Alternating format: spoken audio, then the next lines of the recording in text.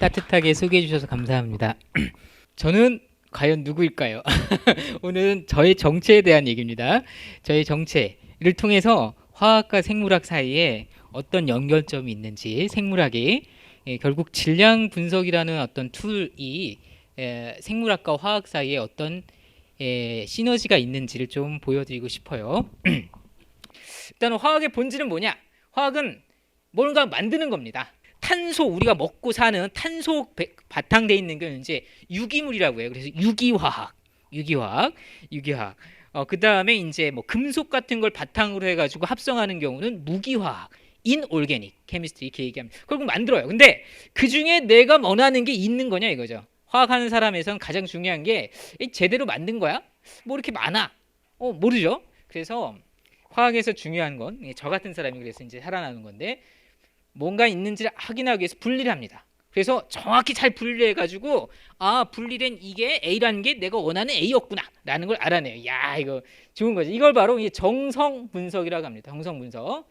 이게 정성이에요. 이거. 그러면은 얼마나 있는지, 내가 원하는 것이 얼마나 있는지 정량하는 거. 그래서 정량과 정성이라는 것은 사실 우리 식생활에서 상당히 많이 연결이 됩니다. 이게 되게 사실은 어떻게 보면은 뭐 센서나 칩이나 뭔가 진단하는 것이 사실 근본이 되는 거죠. 자, 그러면은 생물학은 뭘까요? 제가 생물학에 대해서 얘기를 할 거니까요. 생물학은 기본적으로 발견하는 겁니다. 찾아내는 거예요. 어디에서? 생명 있는 것 안에서. 그래서 남들 모르는 거 새롭게 발견, 디스커버리의 학문이라고 그래요. 디스커버리의 학문. 그래서 뭐든 좋습니다. 화학이든 물리든 다 가져다가 쓰는 거예요. 그래서 제가 화학적인 이 분석, 질량 분석이라는 툴을 활용해서 생물학 연구를 하고 있습니다. 예. 그러면은 이제 생물학 쪽으로 들어갈게요. 뭔가 이상하게 나왔죠. 센트럴 도그마, 중심 원리. 제가 제 슬라이드 죄송합니다. 이게 몇 안 되는 한글 슬라이드예요. 앞으로 나오는 많은 영어가 들어있는 슬라이드는 그림만 보세요. 예, 그림만 보시면 됩니다.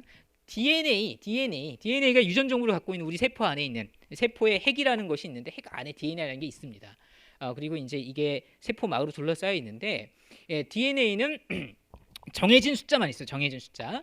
그래서 DNA가 단백질을 만들어내는데, 단백질이라는 것이 사실은 진짜로 선수예요. 선수.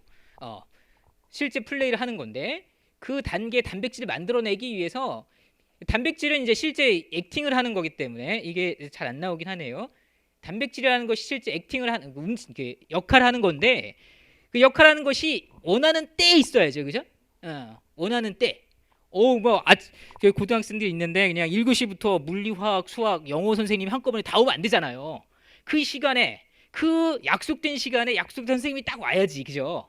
그러니까 단백질도 우리 세포가 막 움직일 때, 기능을 할 때에 원하는 시간에, 있어야 할 장소에, 있어야 할 때에 만들어져야 됩니다. 그거를 조절하는 게 mRNA예요. mRNA라는 게 이제 전령 RNA, 메신저 RNA 이렇게라고 하는데, 유전 정보를 mRNA로 만든 다음에 어떤 그 세포가 분열한다든지 어떤 기능을 한다든지 특정한 기능에 필요한 단백질을 mRNA를 통해서 특정한 시점 mRNA를 살짝 만들고 단백질을 만들어냅니다.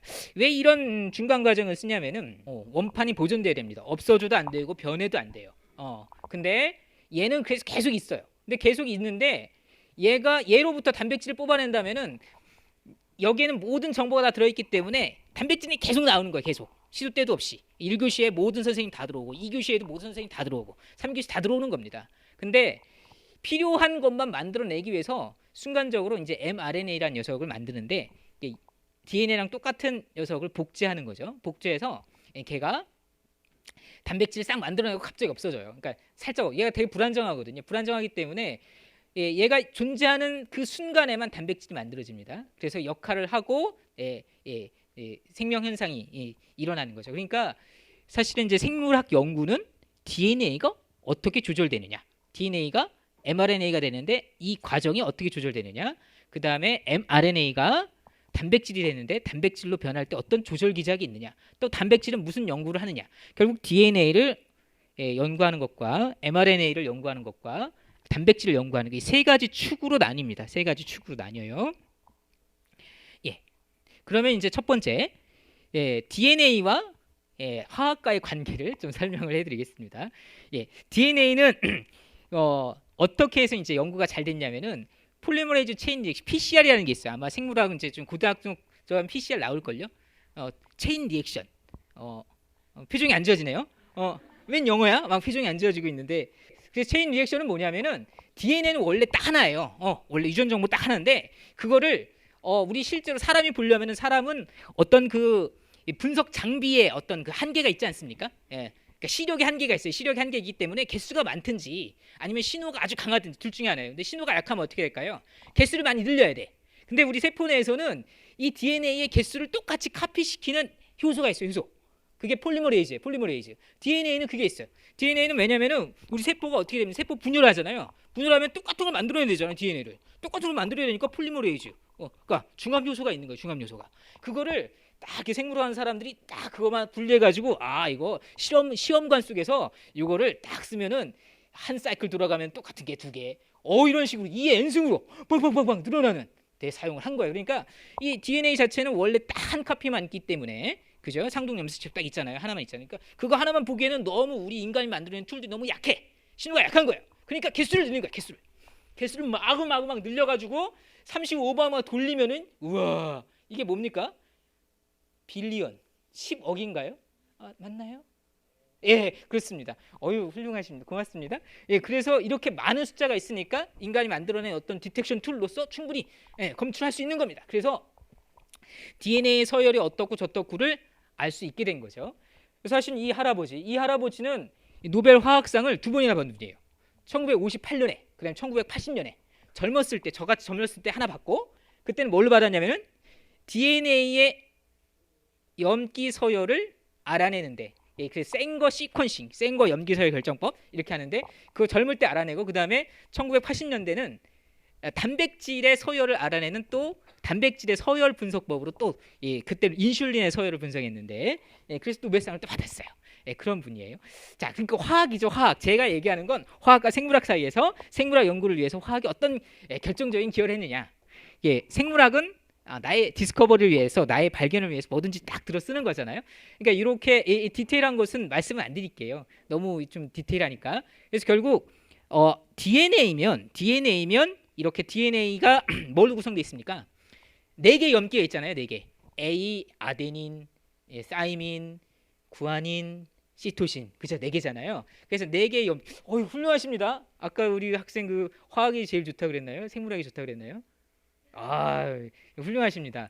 예, 그래요. 그래 4개가 있으니까 4개마다 색깔을 다르게 만드는 어떤 그 화학 물질을 붙이는 거예요. 붙여가지고 그 각 색깔별로 나오는 시그널을 검출해가지고 그 순서대로 무슨 색깔이면 뭐 이렇게 4개만 조합해서 했던 거죠. 그래서 이게 서열 분석법이 만들어졌습니다. 그래서 이것이 있었기 때문에 1900년대 초반에 인간 게놈 프로젝트 들어보셨나요? 인간 게놈 프로젝트. 이 말을 잘해야죠, 그죠? 영어로는 휴먼 지놈 프로젝트인데 우리가 우리나라 말로 바꾸다 보니까 잘 얘기해야 됩니다, 그죠? 그게 이 사람의 연구를 통해서 가능해진 거예요. 가능해졌는데 그 처음 시작할 때는 이게 원 바이 원 하나하나 해가지고 되게 느렸는데 이 원리를 동시에 48개를 한꺼번에 할 수 있는 어떤 장비들을 화학하는 사람들도 만들어냈어요. 만들어내가지고 드디어 조금 빨리 할 수 있겠구나 해서 사실 원래 시작은 1984년인가요? 그때 시작했는데 준비하다가 미국에서 어마어마한 돈을 들여가지고 17년 동안 드디어 2003년에 인간의 30억 개 염기 서열을 다 결정했어요. 17년 걸렸어요. 돈이 얼마 들었을까요? 돈 얼마 들었을까요? 돈 말씀해 보세요. 100억. 좀 보이스 비 앰비셔스 뭐 이런 거 아닙니까? 좀 불러보세요. 1조 나왔습니다. 1조 나왔습니다. 또 불러보세요. 계속 올라가야 되는 거 아닙니다. 하나만 더. 1조 나왔습니다. 1조. 5조. 왠지 거기까지는 안 갈 것 같죠, 그죠? 거기까지 안 갈 것 같죠. 15조가 들었습니다. 15조가 들었어요. 그러니까 이거는 환율을 그냥 1,000원이라고 땡 쳤을 때 17년 동안 놀라운 일 아닙니까? 소위 얘기해서 이걸로 참 밥 벌어 먹고 살았던 수많은 학자들 고마워해야 됩니다. 근데 그 당시엔 그렇게 중요했어요. 사람의 유전 정보를 다 매핑하면 알게 된다면 유전자 지도가 나오면 모든 질병의 문제가 사라질 거라고 생각했어요.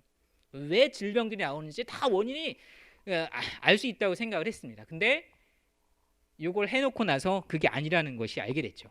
왜냐하면 유전자라는 거는 사람마다 다 똑같잖아요. 거의 다 99.99% 똑같은데 사람마다 뭐 다르고 유전적인 질환이 생기는 거는 그 우리 몸 속에 있는 유전 DNA가 모두 다 단백질을 만들어내는 게 아니고 사실은 간에 있는 간세포가 쓰는 유전자 DNA가 따로 있고 심장은 심장 또 따로 있고 췌장은 췌장대로 따로 있고 이런 게 있는데 또 사람마다 또 그게 조금 달라요.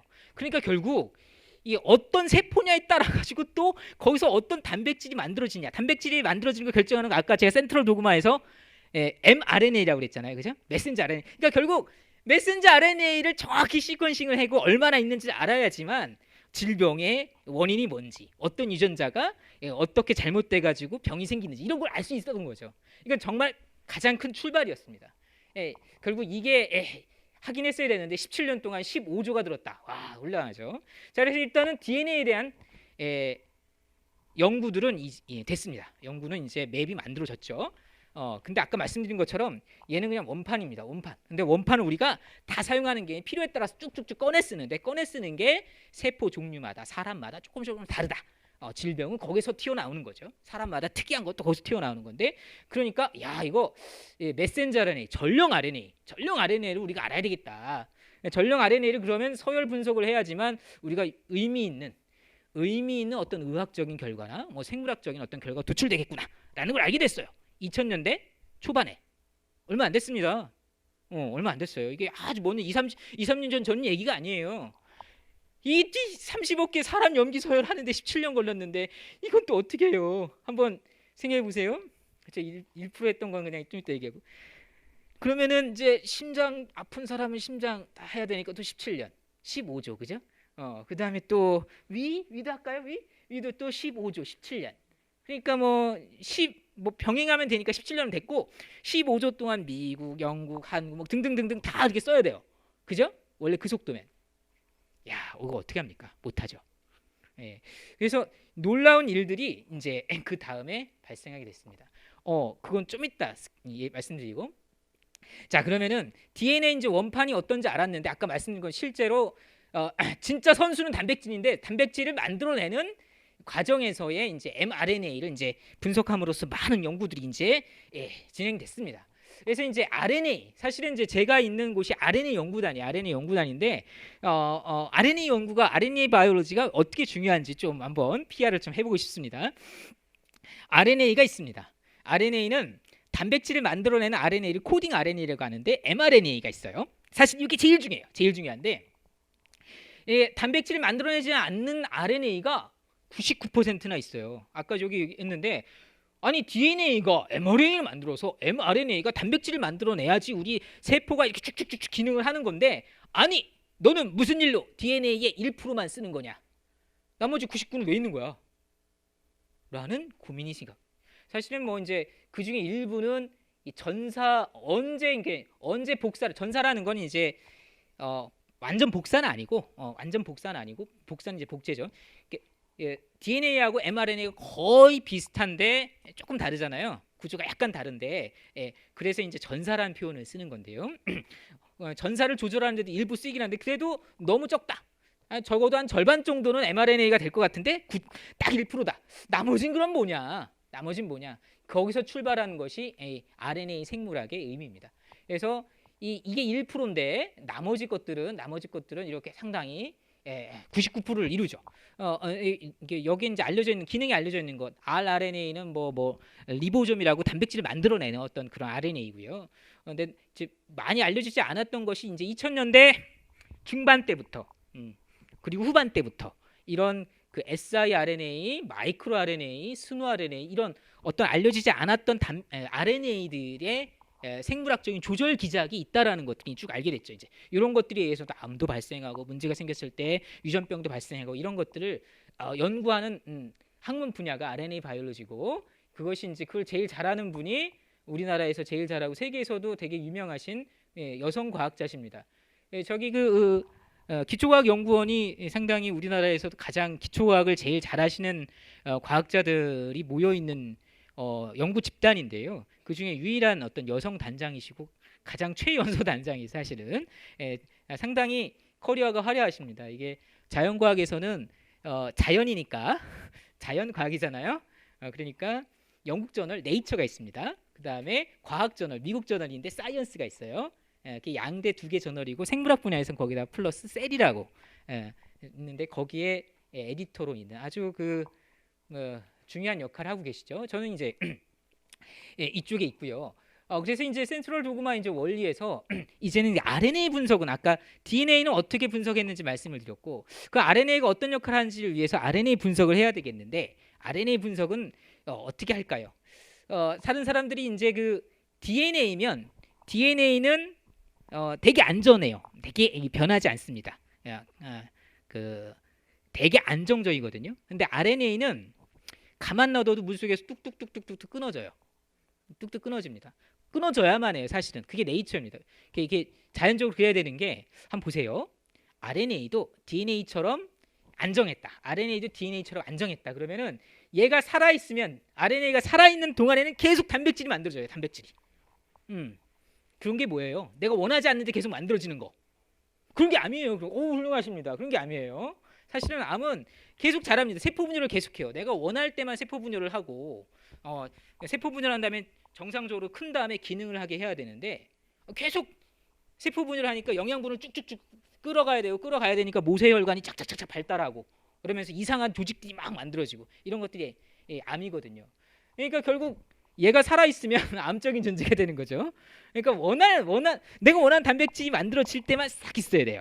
그죠? 그러니까 얘를 DNA에서 RNA로 만들면 원하는 적절한 시간에만 얘가 딱 살아있고 딱 자동적으로 분해가 돼야 됩니다. 다른 말로 불안정하다는 거죠. 그러니까 RNA는 무슨 말하고 싶냐면 불안정하다는 거예요. 태생적으로 불안정한데 그걸 어떻게 분석할 거냐. 분석이라는 것은 그 세포 내 기능을 하는 만큼 딱 정확히 알아내야 돼요. 100개 있으면 100개 있다고 내가 딱 알아내야지 정확한 해석을 할 수가 있어. 생물학적인 해석이 가능한 겁니다. 근데 얘가 불안정해. 원래 100개 있었는데 내가 막 샘플을 만드는 중간에 뚝뚝뚝 없어져가지고 하나 남았어. 넌 하나 남았어도 이렇게 원래 하나 있어도 이렇게 일을 잘하는구나. 이렇게 오해할 수 있잖아요. 그죠? 그래서 얘를 안정한 DNA로 만드는 걸 찾아냈습니다. 사람에게는 없어요. 리버스 트랜스크립션 역전사라고 하는데 이거 어디서 알게 됐냐면 바이러스 연구하는 생물학자들이 바이러스 중에 어떤 녀석이 있냐면 DNA는 없고 RNA가 있어요. RNA가 뭐라고 해야 됩니까? 그 패러사이트 이게 숙주에 자기 유전 정보인 RNA를 싹 집어넣어 가지고 RNA를 계속 더 만든 다음에 자기처럼 또 이렇게 또 캡슐로 싼 다음에 퐁퐁퐁 튀어나오는 거거든요. 여러분들 바이러스 감기 딱 들어가면은 감기가 뭐 1년 갑니까? 안 그렇잖아요. 쓱 왔다가 쓱 가잖아요. 그게 뭐냐면 바이러스가 쓱 들어와서 복제를 막 원하는 만큼 한 다음에 다시 자기처럼 똑같은 걸 수많게 만든 다음에 슉 밖으로 내보내는 거예요. 그럼 한번 왔다가 쓱 지나가는 거예요. 그러니까 RNA를 유전 정보를 갖고 있는 바이러스가 세포 내에 딱 들어와가지고 다시 RNA를 많이 만들어야 되는데 이 사람에게 있는 거는 RNA를 뭐로부터 만들어요? DNA로부터 RNA를 만들죠. 바이러스가 자기 RNA를 만들어야 되는데 RNA로부터 RNA를 만들지 못하고 DNA로부터 RNA를 만들어. 사람은 그러니까 자기 RNA를 DNA로 만들어줘야 돼요. 그죠? 그래서 그 바이러스가 역전사 효소를 가지고 있어요. 그런 바이러스를 연구한 사람이 야 너무 재밌다. 그러면은 우리 불안정한 RNA를 저 바이러스 역전사 요소를 내가 딱 잘 분리해가지고 필요할 때만 똑똑 집어넣어가지고 내가 원하는 RNA를 DNA로 만들면 아까 DNA를 안정적으로 분석했던 그 방법을 활용하면 결국 RNA를 분석하게 되는 거잖아요, 그죠? 그러니까 역전사. 이게 사실은 우리 생물학 연구에서 아주 혁명적인 변화를 가져왔습니다. 결국 얘는 사실은 사람마다 별 차이가 없어요. 원판입니다. 결국 여기서 뭐가 튀어나오느냐, 어떤 RNA가 튀어나오냐에 따라서 어떤 프로테인이 단백질이 튀어나오냐가 달라지는 건데 결국 얘가 어떻게 존재하는지를 이게 역전사 효소를 통해서 알겠다는 거죠. 그죠? 그래서 역전사 효소를 활용해서 이 RNA를 DNA로 바꿀 수가 있었고 DNA를 분석하는 메커니즘을 활용해서 그 RNA가 얼마나 많고 어떤 RNA가 있고 이런 걸 알게 됐습니다. 근데 아까 제가 DNA를 분석할 때 휴먼 지놈 프로젝트, 인간 게놈 프로젝트가 17년 동안 15주가 들었다고 그랬죠. 그죠? 그러면은 계속 그런 어떤 속도로 따진다면 우리는 RNA를 어떻게 연구해? 그냥 원래 사람은 그런 거야 하고 살아야죠, 그죠? 무슨 질병에 대해서 어떻게 알겠어요? 근데 놀라운 기술적인 발전이 있었습니다. 2000년대 초반만 하더라도 아까 말씀드린 이런 속도였는데 그것이 2007년, 2011년 쭉 가면서 엄청난 속도로 기술적인 향상이 있었어요. 전혀 패러다임이 바뀌는 기술이었는데 그런 것도 이제 사실은 화학자들이 여기에 좀 많은 기여를 했는데요. 결국 현재는 어떠냐? 17년 걸리는 걸 한 주 만에 끝낼 수 있습니다. 15조 걸리던 돈을 100만 원이면 할 수 있어요. 엄청난 변화 아닙니까? 그러니까 이제는 RNA를 마음껏 분석할 수 있어요. 실제로 단백질을 만들어내는 생체의 어떤 조절 기작에 직접적으로 참여하는 이 중요한 RNA를 100만 원이면 쌉니다. 100만 원이에요. 그래서 열심히 그냥 물론 싸지 않습니다. 연구를 하는 사람 입장에서 언제나 싼 건 아니지만 그래도 여기에 비하면 그래서 지금은 개인 퍼스널 이걸 이제 우리는 트랜스크립톰이라고 해요. 이게 전사체라고 하는데 퍼스널 트랜스크립토믹스라고 해서 개인의 유전체를 딱 분석을 할 수 있습니다. 집안 내력을 뚝 훑을 수가 있어요. 그래서 일반적인 사람하고 어떻게 달라서 당신에게는 앞으로 어떤 유방암이 생길 가능성이 높습니다. 뭐 이런 게 가능한 거죠. 안젤리나 졸리가 뭐 수술을 했던 이유가 그런 식으로 자기 유전체 분석을 해봤더니 그런 게 있던 거죠. 그러니까 암 걸려서 고생하다가 하는 게 싫으니까 미리 선제적으로 좀 유별난 사람이긴 해요. 그러면 이제는 핵심 쪽으로 가겠습니다. 자, 사실은 제가 이런 비유를 좀 생각했는데요. 이게 세포에서 사실은 그 단백질이라는 것이 우리가 뭐 밥을 먹으면 탄수화물을 포도당으로 바꾸는 역할은 RNA가 DNA가 하는 게 아니라 단백질이 하거든요. 우리 몸에 있는 많은 기능들이 다 단백질이 하는데 결국 진짜 선수잖아요. 마치 1년이 그 국가가 운영되는 걸 생각하면은 DNA가 전사를 한다라는 거는 예산을 책정하는 거랑 마찬가지인 것 같아요. 어디에다가 딱 파주도서관에 얼마 예산을 딱 쓴다고 꽝꽝 결정을 내렸습니다. 그러면 그거를 1월 달에 다 줄지 3월 달에 줄지 여름에 좀 행사라고 더 많이 줄지 이런 것들을 뭔가 세부적인 디테일한 계획을 하는 것 어떤 그런 것들 작업이 있겠죠, 그죠? 그다음에 실제로 일하시는 분들 뭐 이제 1월 28일 날 제가 와서 이렇게 강의를 하는 건 단백질의 역할인 거죠. 실제로 변화가 일어나게 일을 하는 거죠. 그러니까 어떤 그런 진짜 단백질이 중요합니다. 단백질이 중요한데 눈치를 채셨을지 모르겠지만 사람들이 왜 DNA 연구를 먼저 했을까요? 쉬우니까요. 상대적으로. 그러니까 복잡성, 컴플렉서빌리티. 그러니까 뭔가 복잡하고 많으면 다양성이 너무 많으면은 연구하기 어렵잖아요. 그러니까 이곳저곳 다 다른 게 아니라 전체적으로 잘 보존돼 있는 거. 사람이면은 사람끼리는 다 비슷하게 보존돼 있는 DNA. 그리고 어떤 뭐 세포 기반에 있는 생물들은 다 DNA가 있고 그런 거 아닙니까? 그러니까 DNA가 먼저 선제적으로 연구가 됐어야 되는 거죠. 그런 다음에 좀 더 다양성이 더 커진 mRNA, RNA 세계를 간 거고, 그럼 단백질의 세계는 어떨까요? 훨씬 더 복잡합니다. 제가 하는 거예요, 그게. 저는 아주 복잡한 일을 합니다. 근데 여기서 말씀드린 것처럼 아까 그 폴리머 체인 리액션 (PCR이라고) 해서 복제하는 게 있잖아요. 딱 이렇게 복제하는 거. 멀리까지 왔는데 졸립지만 좀 참으세요. 저기서 저 관악산에서 왔다가 열심히 왔어요. 이거 준비하냐고 어제 그냥 힘들었습니다. 그제. 자, 열심히 배워봅시다. 자, 이게 보통 있는 일이 아니잖아요, 그죠? 재밌어요. 이게 얼마나 재밌습니까? 이 세포 내에서 이런 것들을 결국 화학하고 생물학 이게 서로 융합돼가지고 이런 일들이 일어나고 있구나. 그렇죠. 그래서 이제 단백질의 세계로 가겠습니다. 단백질이 이 연구하기가 좀 쉽지가 않습니다. 왜 그러냐면 복제가 안 돼요. 있는 그대로를 봐야 됩니다. 이게 저의 슬픔이에요. 너무 힘들어. 그러니까 결국 우리가 보는 것은 마치 빙산의 일각이라는 말하고 진짜 맞습니다. 빙산의 일각인 것처럼 아주 그 셀 중에서, 그러니까 세포 내에서 발현이 많이 된 개수가 많은 단백질들. 그리고 아주 너무 병 걸린 사람하고 안 걸린 사람하고 너무 분명하게 차이가 나는 어떤 대표 선수들만 지금 많이들 보고 있는 거죠. 예. 보고 있는 거죠. 그래서 사실은 저 밑바닥에서 지금 많은 조절 기작을 하고 그것이 망가졌을 때 병을 일으키는 많은 단백질들이 있음에도 불구하고 사실은 우리가 많이 모르고 있는 거예요. 지금 바이오마커 디스커버리라고요. 한 10수년 넘게 됐습니다. 이게 단백질을 통해서 있잖아요. 당신의 피를 한 방울 똑 떨어뜨리면은 당신이 무슨 질병이 있는지를 미리 알려드리겠어요. 이런 거잖아요. 그러니까 질병 진단의 어떤 마커, 병리 진단의 마커로서인 단백질이 있는데, 그 단백질들을 가지고서 재미를 본 경우가 지금까지 몇 건 있을까요? 몇 건? 부정적으로 물어봤으니까 3건. 아까 누가 하나? 한 건? 제가 너무 힌트를 많이 주는 거 너무 재미없네요. 처음부터 긍정적으로 물어볼 걸. 진짜 한 건이에요, 한 건. 아직까지 미국 FDA에서 어프로브 된 거, 승인된 것이 한 건입니다, 한 건. 참 놀라운 일이에요.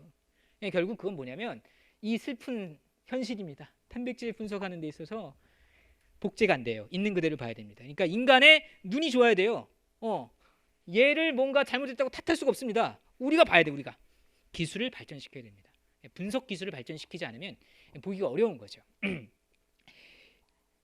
자, 그래서 근데 또 한 가지 또 다양성을 좀 말씀드리면 DNA는 사실은 유전자 우리에 있는 DNA는 딱 한 가지입니다. 그죠? 한 가지. 한 카피만 있어요. 예. 근데 거기서 이제 mRNA 단백질을 만들어내는 어떤 전력 물질인 mRNA는 사실은 하나의 DNA에서도 여러 가지가 나옵니다. 여러 가지가. 사실은 여러분들 내 심장세포와 허파세포하고 저기 있는 근육세포하고 있는 DNA가 똑같을까요? 다를까요? 달라요! 똑같아요! 예, DNA는 내 안에 있는 건 원래 어디서 시작했죠? 엄마, 난자, 아빠, 정자. 딱 한 세포 시작했죠? 한 세포가 다르게 복제됐나요? 갑자기 막 이상하게 바뀌었어요? A에서 A-가 나온 게 아니라 A가 A가 됐죠, 그죠? 예, 카피된 거죠. 계속 카피. 똑같습니다. 내 발톱에 있는 세포와 발톱에 세포가 있나? 죽은 세포구나. 발가락에 있는 세포와 머리카락에 있는 세포, 저 머리에 있는 세포 다 똑같습니다. DNA는. 근데 이렇게 표현형이 달라요. 나타나는 형상이 다릅니다. 왜 그럴까요? 그거는 결국 눈에 있는 어떤 눈이란 조직에 있는 세포, 그다음에 뭐 근육에 있는 조직이라는 세포 다 다릅니다. 근데 DNA가 똑같은데 이게 다를 수 있는 거는 발현되는 mRNA가 다르기 때문에 그래요. 왜냐하면 주어진 사명, 미션이 다르거든요. 너는 위에 가서 소화를 시켜라. 그러면 소화되는 점막이 있어야 되고, 너는 뭐 눈이 되라. 그러면 망막이니까 뭐 이렇게 좀 하는 거 있어야 될 거 아닙니까? 기능이 다 다르니까. 우리 이 사회도 마찬가지잖아요. 사람은 똑같은 사람인데 서로 다 다른 기능이 달라가지고 서로 하나의 아름다운 사회를 이루는 것처럼 원판은 똑같으나 DNA는 똑같으나 mRNA가 세포마다 다 다르게 튀어나오기 때문에 거기서 튀어나오는 단백질도 달라요. 그래서 하나의 DNA에서 나오는 mRNA가 다르고 하나의 mRNA에서 나오는 단백질이 또 다릅니다. 왜냐하면 단백질은 아미노산이 쭉 중합화되어 있는 큰 사슬인데 단백질에 당이 어디 붙기도 하고 인산이 어디 붙기도 하고 지질이 어디 붙기도 하면서 좀 기능이 좀 달라지거든요. 그러니까 결국 갈수록 태산인 거예요. 갈수록 태산입니다. 복잡성이 쭉쭉 되게 많아지죠. 그러니까 저같이 분석을 하는 사람 입장에서는, 분석 과학하는 사람 입장에서는 그래 좋아, 많아졌어. 많아지면은 복잡해져서 그럼 개수를 많이 만들면 되겠군. 복제가 가능하면 되겠지. 여기 문제 해결됐어요. mRNA는 아무리 복잡해도 복제가 가능하기 때문에 얼마든지 신호를 증폭시킬 수가 있어요. 근데 단백질은 그게 어렵습니다. 그래서 그 시간이 DNA나 mRNA 분석하는 것보다, 이걸 통하여서 어떤 생물학적인 발견이 있는 것보다 훨씬 좀 상대적으로 좀 늦어지게 됐죠. 이 단백질이 얼만큼 복잡하냐에 대한 한 가지 예입니다. 우리 몸에는요 4,000가지의 사실은 셀 종류가 있어요. 셀 타입이 4,000가지 종류가 있고, 그 다음에 하나의 세포 내에서 단백질이 조금씩 다 다를 수 있다고 그랬죠, 그죠? 다를 수 있다고 그랬는데 그게 25만 개가 됩니다. 그럼 다 우리 몸 속에 있는 단백질의 종류를 다 따지면, 그러니까 조금이라도 다른 단백질 종류를 다 따지면 이거 공이 몇 개 있는 거예요? 1 빌리언인가요? 와, 많습니다. 그러니까 이렇게 많은 다양한 단백질들이 우리 몸속에서 여러 맡은 펑션들, 기능이 다 다른 거죠. 이 상당히 참 오묘한 세계인 거예요. 우리 육체라는 것은 놀랍습니다. 네, 과학을 해보면 참 놀라워요. 자, 그럼 단백질로 이제 드디어 넘어가겠습니다. 단백질 넘어가겠는데 단백질이라는 것은 아미노산이 고분자화되어 있는 것입니다. 그러니까 요거 하나하나가 다 이게 아미노산이에요. 아미노산이라는 단백질을 이루는 기본 단위들입니다. 단백질을 이루는 기본 단위는 몇 개일까요?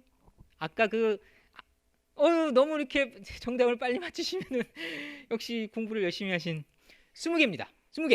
20개죠. 아까 그 DNA나 RNA는 기본 단위가 4개.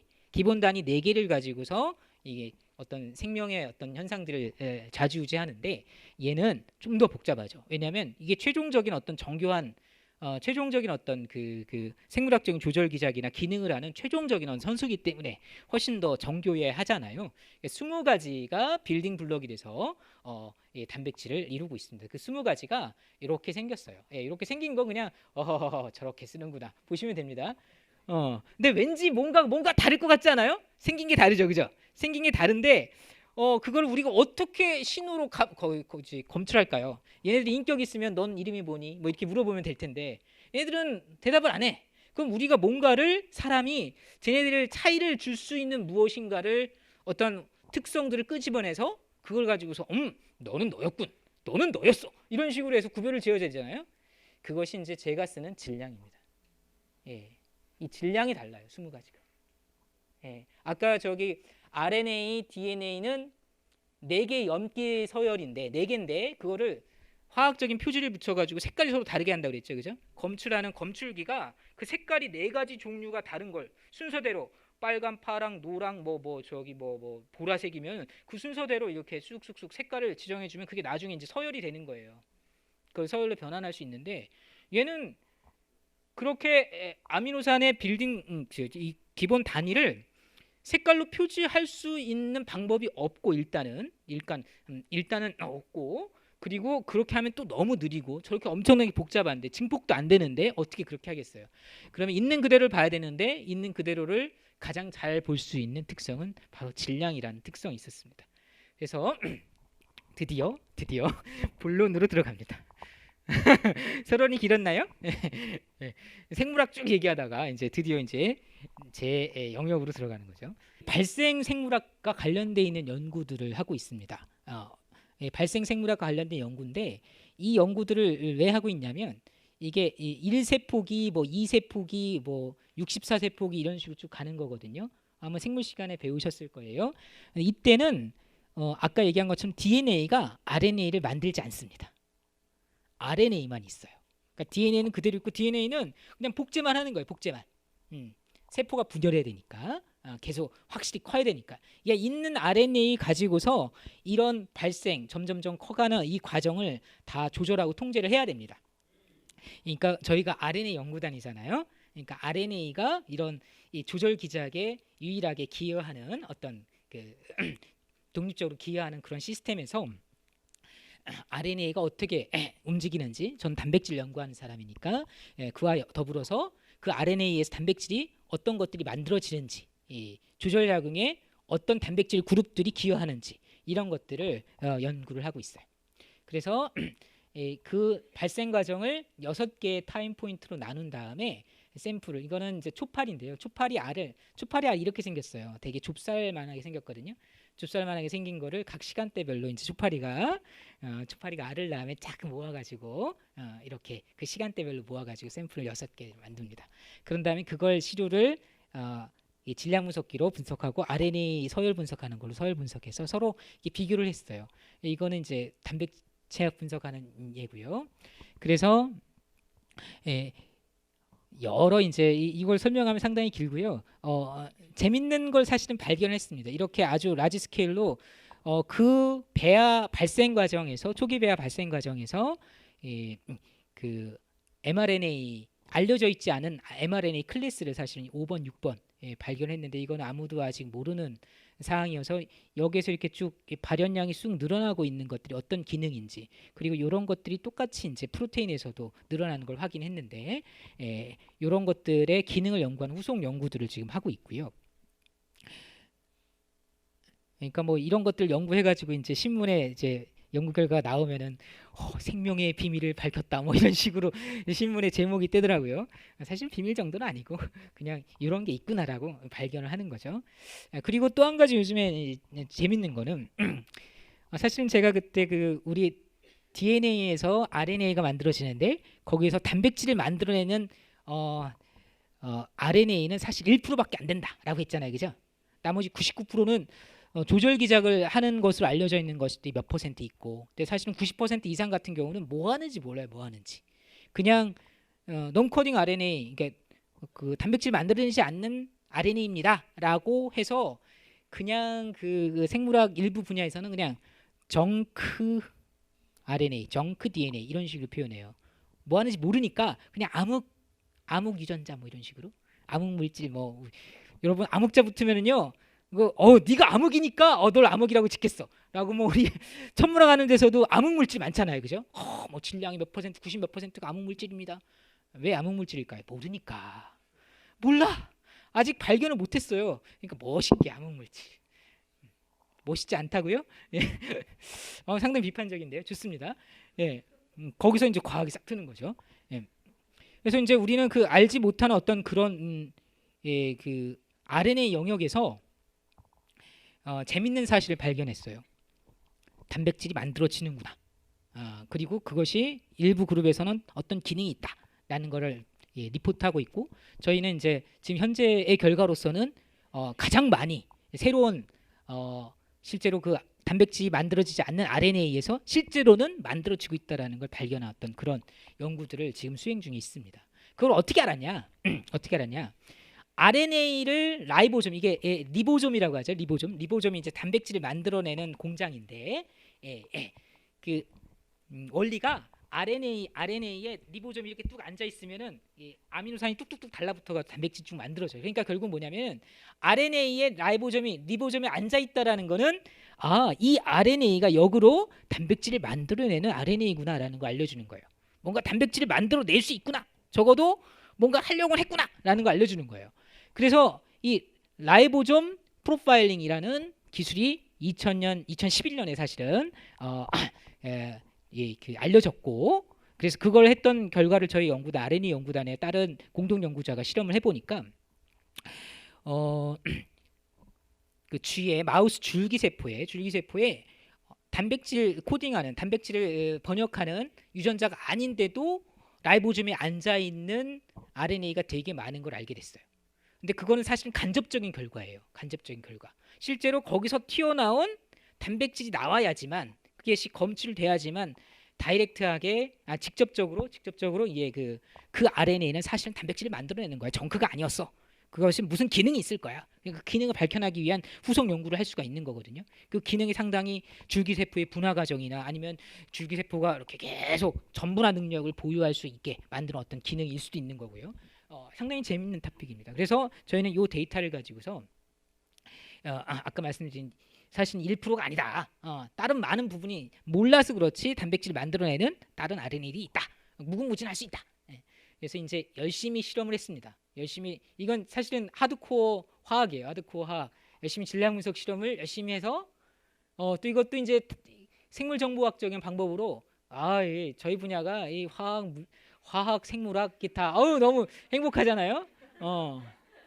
행복합니다. 제 학생이 정말 행복했어요. 왜냐면 사실은 이건 2013년에 이 일을 처음 시작했는데 그때 놀랍게도 열심히 했는데 하나가 나왔어. 하나. 아니 10개도 아니고 하나면 그게 진짜인지 아닌지 어떻게 알아요? 그죠? 그럼 모르는 거거든요. 야, 이거 원래 없나 보다 했는데 화학자의 자존심이 허락하지 않아요. 생물학적인 발견을 이 엄청난 툴로 잘해보려고 했는데 하나 나오다니.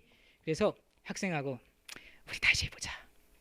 한번 갈 때까지 가보자 하면서 진짜로 다시 디자인해서 열심히 했는데 180개를 찾았어요. 아주 컨피던트하게. 사실 이제 툭툭툭 다 쳐내고 몇백 개였는데 진짜로 컨피던트한 거. 그래서 이제 요거의 기능들을 이제 찾는 후속 연구들을 진행하려고 하고 있어요. 그래서 요거는 사실은 이제 최근에 저희 그 연구단에서 나온 동료가 낸 사이언스 저널 과학지에 낸 건데 쥐한테 공포 기억을 시킵니다. 뭔가 전기 충격을 준다든지 이러면 얘가 메모리, 그러니까 기억이 그러니까 공포 기억이 있어요. 공포 기억을 형성하는데 공포 기억을 형성하는데 관여하는 유전자가 뭔지를 이런 행동 실험과 RNA 그 라이보솜 프로파일링, 그 라이보솜이 앉아 있다면은 그 단백질을 만들어내는 유전자일 거다라고 얘기했죠, 그죠? 그 간접적인 증거가 된다 그랬죠. 그래서 단백질을 만들어낸다는 만들어내는 그 유전자 mRNA가 뭔지를 알아냈어요. 그것이 이제 과거에 알려져 있던 거하고 많이 달라가지고 좋은 결과가 나왔는데, 저희는 결국 사실은 이제 그 여러분 호르몬 중에는 작은 그 생체 분자도 있지만 작은 펩타이드, 작은 단백질도 있거든요. 호르몬 인슐린이 한 예예요. 인슐린 분자량은 사실은 5,734입니다. 워낙 많이 사용하는 거라. 그러니까 우리는 사실은 이제 그 뉴로펩타이드라고 해서 뇌에서 작용하는 것 중에서 많은 부분 이제 그 펩타이드가 신호 전달 과정에 관여하는 게 알려져 있어요. 그러니까 우리가 지금 찾았던 이렇게 그 단백질 만들어내지 않는 RNA 용액이 실제로 단백질 만들어내고 그것이 어떤 뇌나 어떤 조절 기작의 신호 전달 과정에 참여하지 않을까라는 가설하에, 그러니까 새로운 뉴로펩타이드를 찾는 가설하에 그 실험들을 이제 이런 공포 기억이 있는 쥐와 정상인 쥐 비교하는 걸 좀 준비 중에 있습니다. 네. 감사합니다. 예.